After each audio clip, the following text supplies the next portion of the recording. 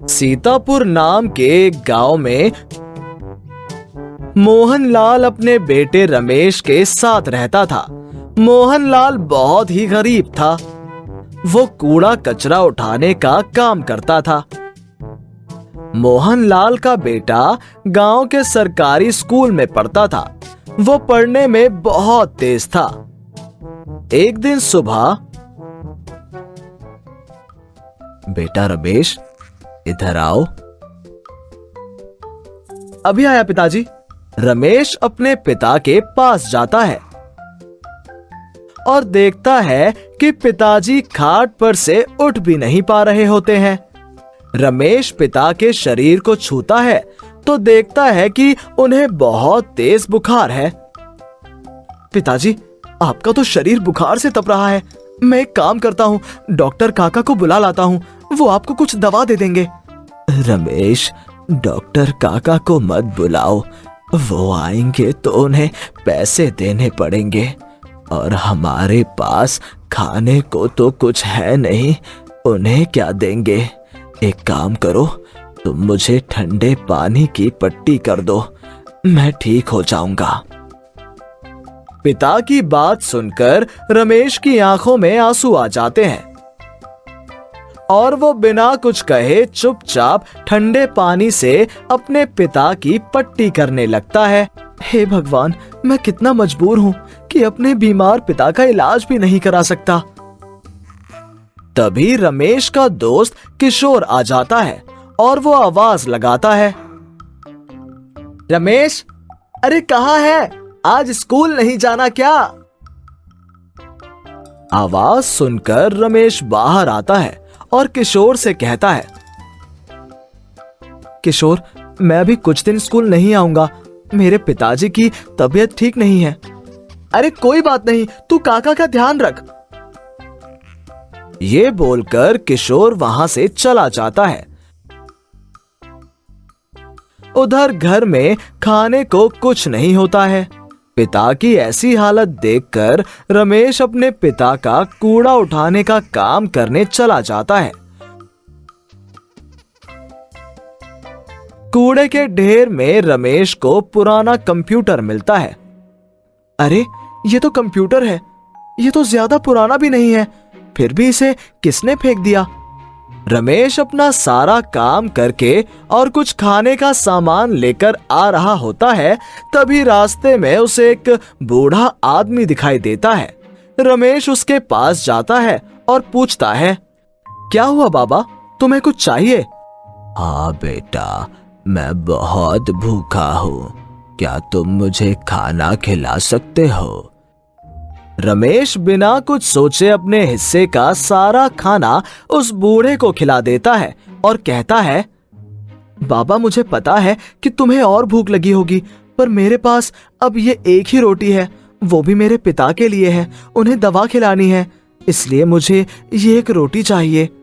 बेटा, आजकल तुम्हारे जैसे बच्चे कहाँ मिलते हैं। बेटा, मेरी भूख अब शांत हो गई है, तुम ये रोटी अपने पिता को ही खिलाना। तभी वो उसे रोकते हुए कहते हैं, मेरे पास एक टूल है, इसे तुम रख लो, इससे तुम किसी भी खराब मशीन को ठीक कर सकते हो। बाबा, इसका मैं क्या करूंगा? आप इसे किसी और को दे देना। बेटा, इसके सही मालिक तुम ही हो, रख लो इसे। रमेश बाबा के बहुत कहने पर उस टूल और कंप्यूटर को लेकर घर आ जाता है। मोहनलाल बेटे के हाथ में कंप्यूटर देखकर पूछता है, ये तो कंप्यूटर है ना, तुम्हें कहां से मिल गया ये कंप्यूटर?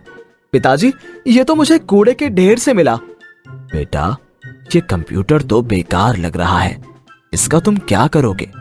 अपने पास तो इतने पैसे भी नहीं है कि हम इसे ठीक करवा पाए।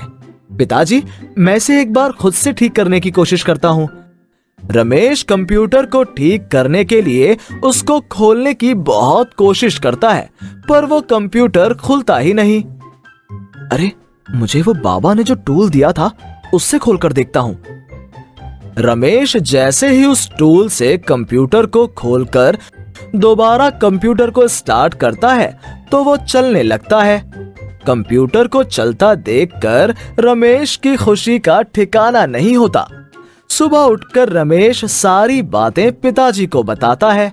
बातें सुनने के बाद मोहनलाल भी बहुत खुश हो जाता है। पिताजी, अब मैं इसी कंप्यूटर पर अपने आने वाली परीक्षा की तैयारी करूंगा। ठीक है। रमेश अपनी पढ़ाई की तैयारियों में लग जाता है और वो परीक्षा में प्रथम आता है। आज तुमने गर्व से मेरा सिर ऊंचा कर दिया। पिता को खुश देखकर रमेश भी बहुत खुश हो जाता है और अपने पिता से कहता है, पिताजी, मैं एक दुकान खोलना चाहता हूँ जिसमें मैं इस टूल की मदद से खराब और बेकार पड़े कंप्यूटरों को ठीक करके सस्ते दामों पर गांव में बेचना चाहता हूँ। इससे मेरी तरह और भी लोग कंप्यूटर से पढ़ सकेंगे। बेटे की बात सुनकर मोहनलाल को उसकी सोच पर गर्व होता है। अब मोहनलाल रमेश को पुराने कंप्यूटर लाकर देता और रमेश उसे ठीक करके गरीब लोगों को पढ़ने के लिए देता। धीरे धीरे रमेश पूरे गांव में हीरो बन गया। गांव में जहां जाओ सभी उसकी तारीफ करते थे। अपने बेटे की इतनी तारीफ सुनकर, बेटा, मैं बहुत खुश हूं। तुम इसी तरह गरीब लोगों की मदद करो। शायद इसलिए ही उस दिन उस बाबा ने तुम्हें इस टूल का सही मालिक बताया था। बेटा, ये कोई मामूली टूल नहीं है, ये एक जादुई टूल है। इसलिए तुम इसका इस्तेमाल ऐसे ही सही काम के लिए करते रहना। रमेश इसी तरह उस जादुई टूल से पुराने और खराब पड़े कंप्यूटर को ठीक करके गरीब लोगों की मदद करने लगा। अब गांव में ही नहीं, बहुत शहरों में भी उसकी चर्चा होने लगी। रमेश देखते ही देखते हीरो बन गया।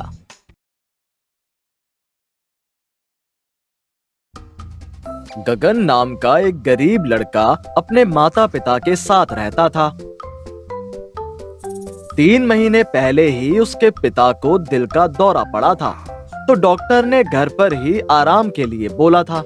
इसलिए घर में रोटी दाल की और परेशानी बढ़ गई थी। गगन बीए पास था, पर उसे कहीं भी नौकरी नहीं मिल रही थी। वो रोजाना नौकरी की तलाश में घर से निकलता था। माँ, मैं जा रहा हूँ, शाम हो जाएगी लौटने में मुझे। गगन बेटा, 2 रोटी बांध देती हूँ, भूख लगे तो खा लेना। गगन नौकरी की तलाश में घर से निकल पड़ा। इधर उधर घूमते हुए वो काफी जगह नौकरी मांगने गया, पर कहीं भी उसे नौकरी नहीं मिली।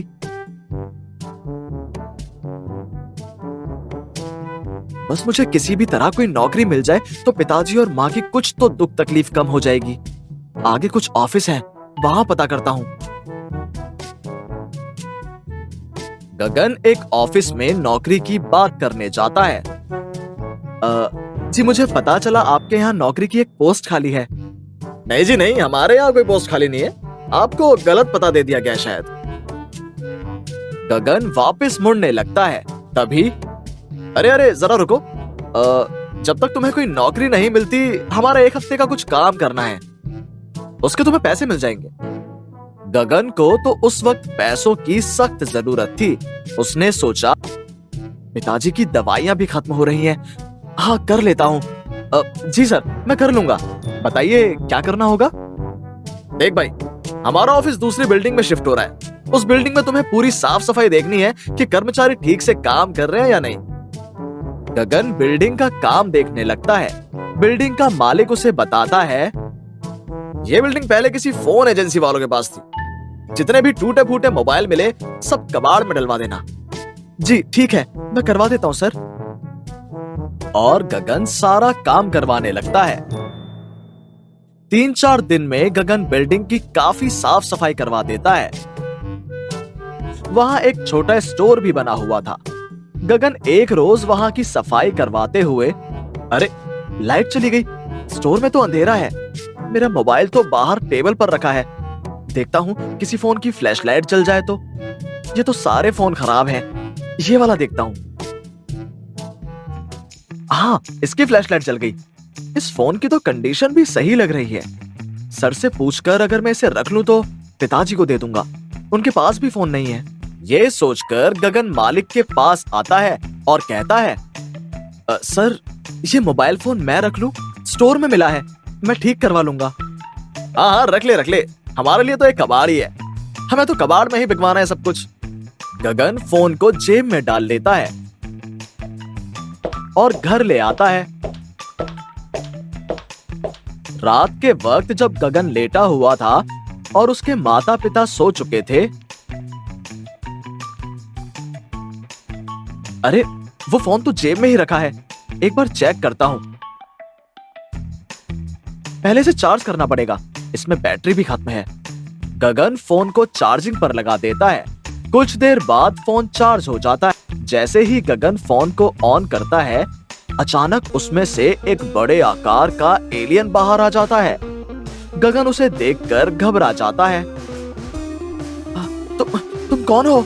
मैं एलियन हूँ, मैं इस फोन में रहता हूँ। धन्यवाद, आज तुमने इस फोन को चार्ज करके मेरे अपने ग्रह वापसी जाने का रास्ता आसान कर दिया। मुझे कुछ भी समझ नहीं आ रहा, आखिर तुम यहाँ कैसे आए? बहुत वर्षों पहले की बात है। मैं अपने ग्रह से उड़न तश्तरी पर पृथ्वी लोक घूमने आया था, पर यहाँ मैं अपने आप को चार्ज नहीं कर पाया। मुझे अपने आप को चार्ज करना था, इसलिए मैं फोन में घुस गया, पर फोन खराब था, तो दुकानदार ने इस फोन को स्टोर में फेंक दिया। मैं इस फोन के अंदर ही फंस गया। जब तक ये चार्ज नहीं होता, मैं इसमें से बाहर नहीं आ सकता था। आज कितने समय बाद तुमने इस फोन को चार्ज किया और मैं बाहर आ सका। अब मैं अपने ग्रह वापस जा सकता हूँ। इतनी देर में गगन की माँ आवाज लगा देती है, गगन बेटा, जल्दी आ। लगता है तेरे पिताजी की तबीयत खराब हो रही है, इन्हें अस्पताल लेकर जाना पड़ेगा। पिताजी, पिताजी। गगन, सीने में बहुत तेज दर्द हो रहा है। गगन। माँ, पिताजी बेहोश हो गए हैं, अब क्या करूँ माँ? अस्पताल पहुँचने में बहुत वक्त लग जाएगा। गगन, मैं तुम्हारी मदद कर सकता हूँ। इस फोन के बटन को ऑन कर दो। जब तक मैं पिताजी को हॉस्पिटल ना ले जाऊं, तब तक तुम इस फोन से बाहर नहीं आओगे। पता नहीं तुम क्या नुकसान कर दो। गगन, एक बार मुझ पर विश्वास तो करके देखो। बस एक बार इस फोन का बटन ऑन करो। गगन फोन का बटन ऑन करता है, तभी वो मोबाइल फोन एक कार में तब्दील हो जाता है। ये देखकर गगन और उसकी माँ हैरान रह जाते हैं। गगन, ज्यादा देर मत करो, जल्दी से अपने पिताजी को अस्पताल ले चलो। गगन जादुई फोन कार में अपने पिताजी को अस्पताल ले जाता है। अच्छा हुआ आप समय पर अपने पिताजी को ले आए, नहीं तो इनकी तबीयत ज्यादा बिगड़ सकती थी। घबराने की कोई बात नहीं है, हमने दवाइयां लिख दी हैं, समय से देते रहिएगा। गगन अपने माता पिता के साथ जब घर आता है, एलियन भैया, मैं तो आपको जादू भैया ही बुलाऊंगा। आज आपकी जादुई फोन कार की वजह से मेरे पिताजी की जान बच गई। गगन, तुमने भी तो मेरी मदद की, वो भी बिना किसी स्वार्थ के। आज अपने ग्रह वापस जाने से पहले मैं तुम्हें कुछ देना चाहता हूँ। एलियन हवा में हाथ घुमाता है और एक बड़ी सी मशीन वहां आ जाती है। गगन, ये हमारे ग्रह की सबसे प्रसिद्ध जादुई फोन कार मशीन है। अब इसकी सहायता से तुम ढेर सारी जादुई फोन कार बनाकर बाजार में बेच सकते हो और अपनी गरीबी को दूर कर सकते हो। जब तुमने ये मोबाइल फोन अपने पिता के लिए सोचकर स्टोर से उठाया, मैं तभी समझ गया था कि तुम एक बहुत ही नेक दिल इंसान हो, जो अपने परिवार के बारे में अपने से पहले सोचते हो। इसलिए आज मैं उपहार के रूप में ये जादुई फोन कार बनाने की मशीन तुम्हें दे रहा हूँ। आपका बहुत बहुत शुक्रिया जादू भैया, मैं आपका दिया ये उपहार हमेशा याद रखूंगा। उसके बाद एलियन गगन और उसके माता पिता से विदा लेकर अपने ग्रह को वापस लौट जाता है। उस दिन से गगन उस मशीन से जादुई फोन कार बनाकर बेचने लगा और धीरे धीरे वो एक बड़ा आदमी बन गया। हेलो दोस्तों, कैसे हैं आप सब? हमारी कहानियाँ देखने के लिए हमारे चैनल को सब्सक्राइब कीजिए और हाँ, बेल आइकॉन पर क्लिक करना मत भूलिएगा। हेलो दोस्तों, कैसे हैं आप सब? हमारी कहानियां देखने के लिए हमारे चैनल को सब्सक्राइब कीजिए और हाँ, बेल आइकॉन पर क्लिक करना मत भूलिएगा।